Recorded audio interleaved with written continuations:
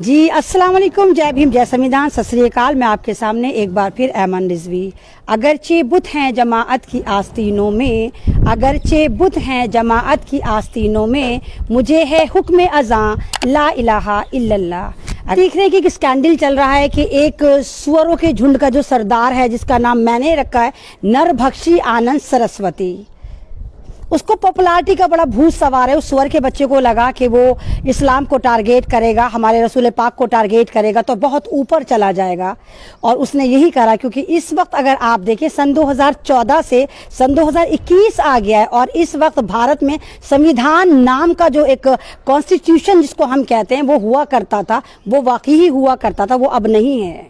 तो इसीलिए ये जितने भी आतंकवादी हैं, भगवा चोलाधारी हैं, इनको सबसे इजी जो लगता है इस वक्त मुस्लिम समाज लगता है, मुसलमान लगते हैं, इस्लाम लगता है। तो ये बहुत आराम से सन 2014 के बाद लगातार या तो इस्लाम को टारगेट कर रहे हैं, या कलाम पाक को टारगेट कर रहे हैं, या हमारे मैसेंजर ऑफ इस्लाम को टैग कर रहे हैं।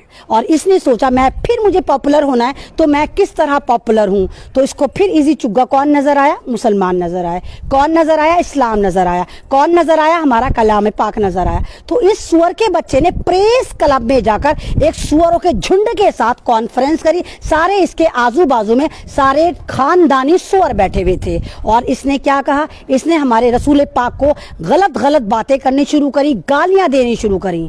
ये खुद दल्लों का सरदार, ये खुद भगवा आतंकवादी, ये खुद बलात्कारी हमें बदनाम कर रहा था, हमारे मैसेंजर ऑफ इस्लाम को गालियां दे रहा था। हमें गाली देते हो चलेगा, हमें मॉब लिंचिंग करके मारते हो चलेगा, लेकिन अगर हमारे रसूल पाक को गालियां दोगे, हमारे मजहब को गालियां दोगे, तो हलक में हाथ डाल के गुद्दी से तुम्हारी जबान निकाल के तुम्हारी हथेली पर रख देंगे। इतना दमखम है, इतनी ताकत है, इतनी आस्था है, और इतना यकीन है अपने खुदा पर। अपना यकीन कामिल हम टूटने नहीं देते। और सबसे इजी चुग्गा है, कोई भी कौम आती है, कोई भी कम्युनिटी आती है, मुसलमान समाज को उठाती है और इनकी मॉब लिंचिंग कर देती है, इनको आतंकवादी बता देती है, देशद्रोही बता देती है। ये फिरौन हैं, ये आज के दौर के फिरौन, शद्दाद, नमरूद हैं। फिर इन जैसे फिरौन आते हैं, नरभक्षी स्वामी आनंद जैसे फिरौन, शद्दाद, ये सारे के सारे भगवा आतंकवादी आते हैं, जो आपको नोच नोच के खाते हैं। आपको नोच कर खाते हैं तो चलेगा, क्योंकि आप डिजर्व करते हो। लेकिन जब बात हमारे इस्लाम पर आती है, हमारे रसूल पाक पर आती है, हमारे कलाम पाक पर आती है, तो हमारी गैरत अगर ना जागी तो खुदा की कसम, ना तो हम इंसान हैं ना हम मुसलमान हैं। भारत में कितने हैं? 30-35 करोड़ लोग हैं। कितने लोगों ने FIR कराई इसके खिलाफ? मैं अप्रिशिएट करती हूँ अपने ओखला के MLA साहब का। आज पहली बार मैं उनको सैल्यूट भी करती हूँ, अमानतुल्लाह साहब को। नहीं तो मेरी हमेशा अमानत साहब से 3 का आंकड़ा रहा है, हमेशा मेरी उनसे लड़ाई रही है, उनकी हरकतों से, उनके डेवलपमेंट पे। लेकिन आज मैं उनको सैल्यूट करती हूँ कि अमानत साहब वो बंदे हैं जिन्होंने जाकर इस बंदे पर, इस भगवादारी पर, इस आतंकवादी पर FIR दर्ज कराई। आप FIR करवाइए इसके खिलाफ, और इनको बताइए कि भारत का संविधान इस बात की इजाजत ही नहीं देता कि आप किसी के मजहब को जाकर गालियां दें, उसकी ग्रंथों को जाकर गालियां दें, उनके देवी देवताओं को जाकर गालियां दें, उनके मैसेंजर को जाकर गालियां दें। क्या कोई मुसलमान देता है? हम तो नहीं देते। तुम्हारे अनगिनत भगवान हैं, अनगिनत तुम्हारे ग्रंथ हैं, क्या हम तुम्हें गालियां देते? नहीं देते। हम उतनी ही श्रद्धा से आपकी उन तमाम चीजों की, आपके देवी देवताओं के, आपके भगवान की दिल से इज्जत करते हैं। नहीं देते। हमें नहीं जरूरत कि हम आपको गालियां दें। हमारा फर्ज है कि जिंदा है तो जिंदा दिखना भी जरूरी है। जिंदा है तो जिंदा नजर आइए ना, आप दिखाइए ना कि आपको दर्द होता है।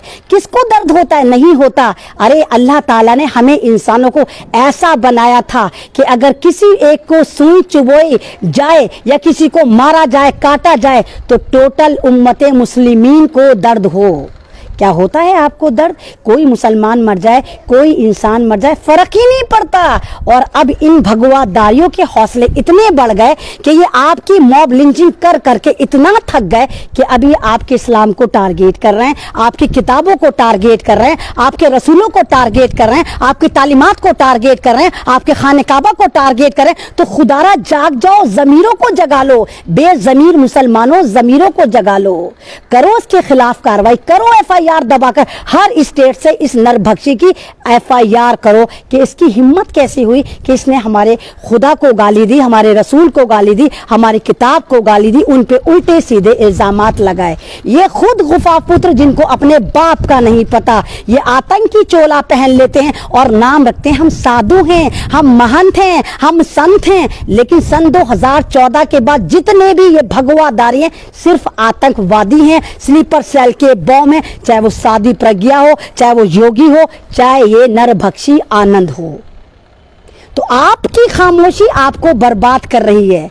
आप इंसान हैं, भारत में रहते हैं, बहुत सारे हुकूक हैं हमारे भी यहाँ पर, बेशक हम यहाँ माइनॉरिटी में हैं, लेकिन संविधान सबके लिए बराबर होता है और ये संविधान इजाजत देता है कि अगर बात आपके ऊपर आए, आपके मजहब के ऊपर आए, आपके ग्रंथ के ऊपर आए, आपकी इंसानियत के ऊपर आए, तो अदालत के दरवाजे खुले हैं, आप कराइए ना FIR। हम सब्जियां नहीं जिनको तुम काट काट कर बराबर कर रहे हो।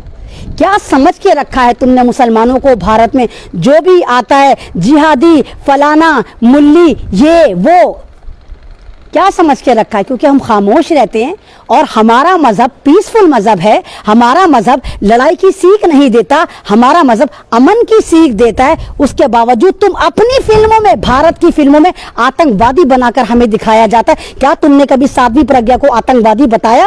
क्या तुमने चिन्यानंद पे कोई फिल्म बनाई? क्या तुमने सेंगर पे कोई फिल्म बनाई? क्या तुमने मनीषा वाल्मीकि पे कोई फिल्म बनाई? तुम फिल्म भी बनाते हो तो सिर्फ मुसलमान पे बनाते हो। अरे हमें ही मारते हो, हमें ही काटते हो, हमें ही बमों से उड़ा देते हो और फिर पकड़ पकड़ के भी जेलों में हमें डालते हो और कहते हो ये आतंकवादी था। तो पूरी दुनिया में जो तुमने मुसलमानों के खिलाफ ये षड्यंत्र रच रखा है, इसको बंद करो। मुझे नहीं पता मैं किस लम्हे मार दी जाऊं, हो सकता है मैं अभी मर जाऊं, हो सकता है मैं कहीं जाऊं मुझे कोई गोली मार दे, उसके बावजूद मैं ऐमन रिजवी लगातार आपके साथ बनी रहती हूं, हर जुल्म के खिलाफ आवाज उठाती हूं और अवेयर करती हूं और कहती हूं मैं नहीं डरती मौत से, मैं नहीं डरती। अगर मेरी मौत ऐसे ही लिखी है, इन नरभक्षी द्वारा लिखी है, तो मुझे वो मौत भी कबूल है, क्योंकि मैं इज्जत की मौत मरना चाहती हूँ, गीदड़ की मौत नहीं मरती।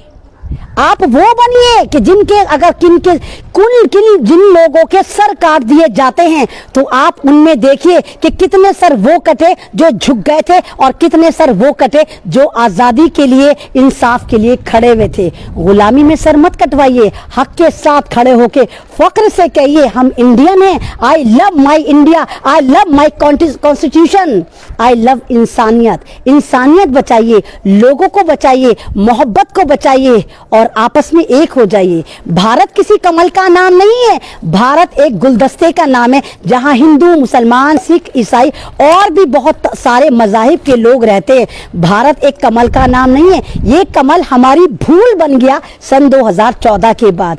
काश कांग्रेस ने हमारे पे कुछ सही चली होती तो आज शायद हम कांग्रेस को ही सपोर्ट कर रहे होते। हम कांग्रेस से नाराज क्या हुए? ये तो देशद्रोही बन गए।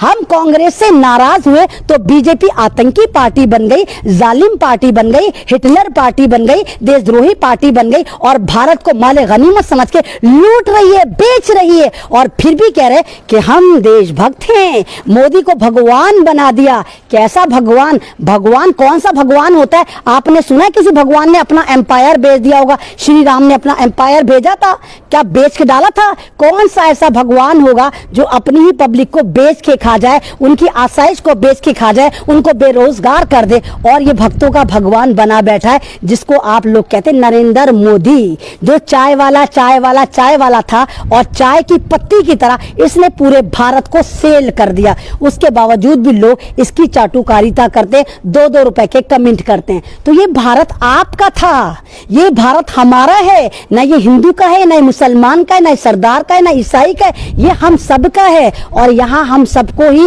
इस भारत को मिलके बचाना होगा और इन देशद्रोहियों को वही छोड़कर आना होगा जहां से ये नागपुर की नाजायज औलादे चली थी। ये सारे सावरकर वाले हैं, ये सारे नाथुराम गॉडसे वाले हैं, ये सारे वो आतंकवादी हैं जो अपने आप को देशभक्त कहते हैं। ये गीदड़ हैं, ये वो सुअरों का झुंड है जो किसी भी इंसान के पास आता है और उस पर हमला करता, ना ये लड़कियां देखते, ना ये बच्चियां देखते, ना ये फौजी देखते, ना ये नौजवान देखते, ना ये किसान देखते। जो भी इनके चुंगल में फंसता है मौत उसका ये लोग मुकद्दर लिख देते हैं। तो ये आपकी खामोशी है। आपको इतना डरा दिया गया कि आवाज उठाएंगे तो यूएपीए लगाएंगे, एनएसए लगा देंगे।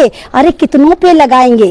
140 करोड़ लोग हैं आप, कितनों को जेलों में भरेंगे? नहीं है इतनी जेलें, नहीं है इतनी गोलियां, नहीं है इतना जुल्म कि आपके ऊपर करा जा सके। बेशक इनके टावर हिंदुस्तान में चलते होंगे, लेकिन हमारा टावर खुदा से भी लिंक करता है। खुदा का टावर आज भी हिंदुस्तान में भी आता है। अल्लाह देख रहा है, सब चीजें देख रहा है। कहां जुल्म हो रहा है देख रहा है, कहां बेटियां लूट रही हैं देख रहा है, कहां किसान मर रहा है देख रहा है, कहां कश्मीर बर्बाद हो रहा है देख रहा है। मेरा खुदा सब देख रहा है। तो आप यकीन कामिल तो रखिए, आप इन लोगों का मुकाबला तो करिए। यकीन करिए हम भारत को फिर सेव कर पाएंगे और इन चड्डीधारियों से, इन नागपुर की नाजायज औलादों से हम इंशाल्लाह अपने भारत को फिर आजाद करा लेंगे। और इनको पता है कि 5 स्टेट में ये हारने वाले हैं, वहां कांग्रेस बैक कर रही है। किसी भी तरह देश में फिर मुसलमानों के खिलाफ एक षड्यंत्र रचा जाए, उनको पकड़ पकड़ के मारा जाए, मॉब लिंचिंग करी जाए। बड़े भगवाधारी आतंकवादियों ने हमारे इस्लाम, हमारे रसूल पाक, हमारे कलाम पाक को टारगेट करना शुरू कर दिया। तो यह अब आपकी जिम्मेदारी है कि आप इन चड्डीधारियों से, इन जाफरानी गुंडों से हैं, इन भगवादारियों को किस तरह इनकी औकात याद दिलाते हैं। क्योंकि संविधान कितना खरीदेंगे, कितने जजों को खरीदेंगे, पूरा संविधान ये खत्म नहीं कर सकते। इस वाली बात पे हमें यकीन होना चाहिए। और मैं आप तमाम लोगों से कहूंगी कि प्लीज इस बंदे के खिलाफ अपनी अपनी स्टेट से इतनी FIR कराइए कि हर जगह जाते जाते इसकी गोबरी निकल जाए, इसको पता चले कि होता क्या है सस्ती पॉपुलैरिटी पाने का अंजाम। भारत की बेटी, आपकी बहन, आपकी बेटी आपके सामने हुई। अस्सलाम वालेकुम, जय भीम, जय संविधान, सत श्री अकाल।